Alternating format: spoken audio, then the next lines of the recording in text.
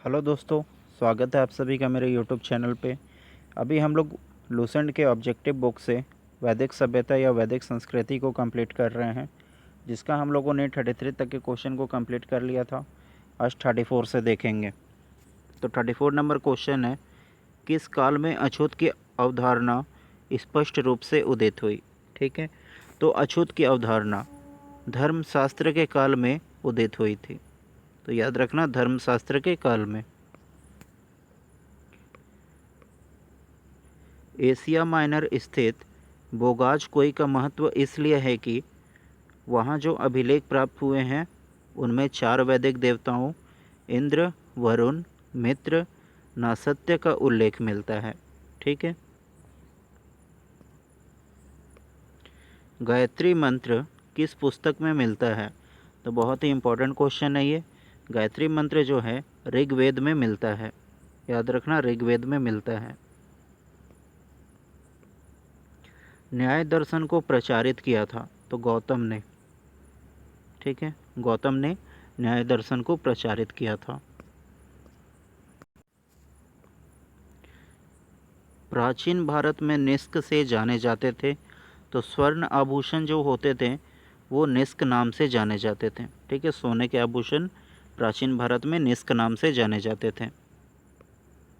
योग दर्शन के प्रतिपादक हैं तो पतंजलि।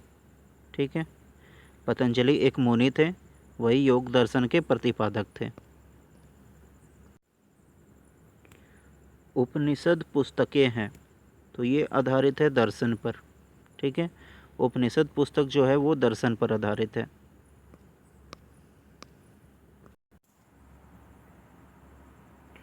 आरंभिक वैदिक साहित्य में सर्वाधिक वर्णित नदी है तो सिंधु नदी।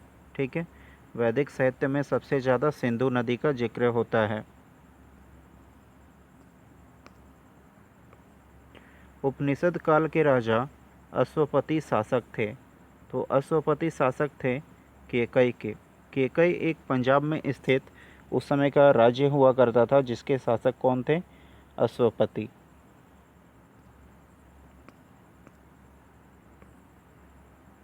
अध्यात्म ज्ञान के विषय में नचिकेता और यम का संवाद किस उपनिषद में प्राप्त होता है।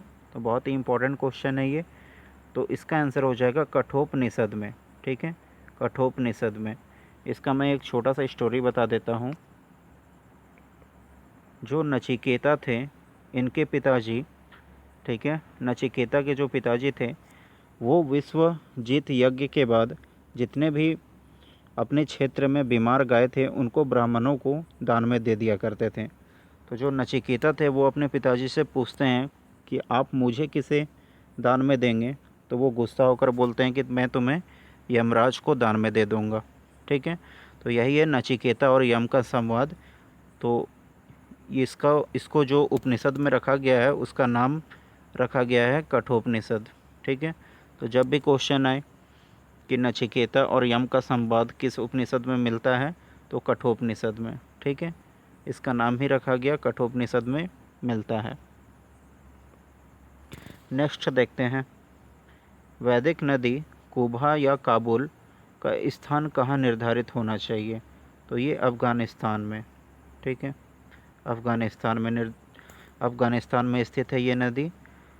प्राचीन नाम इसका कुबा है, जबकि अभी इसे काबुल नाम से जाना जाता है।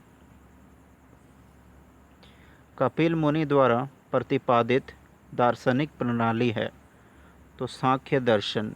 ठीक है, ये संख्या से संबंधित होता था। तो कपिल मुनि द्वारा प्रतिपादित दार्शनिक प्रणाली है सांख्य दर्शन। भारत के किस स्थल से खुदाई से लौह धातु के प्रचलन के प्राचीनतम प्रमाण मिले हैं। तो ये मिला है अतरन जी खेड़ा से। ठीक है, जो कहाँ पे? उत्तर प्रदेश में है।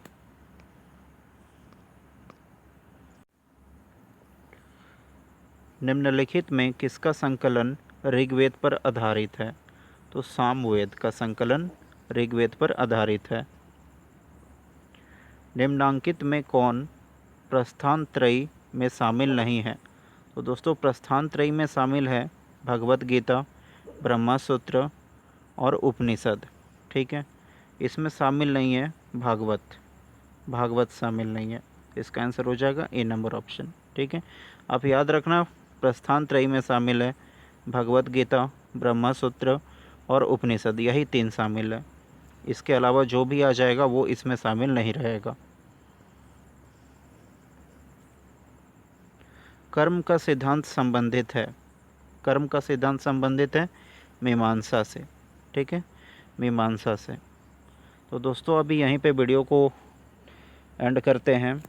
दोस्तों मैं बहुत ही छोटा वीडियो बना रहा हूँ, इसका कारण है कि थोड़ा टेक्निकल प्रॉब्लम आ जा रहा।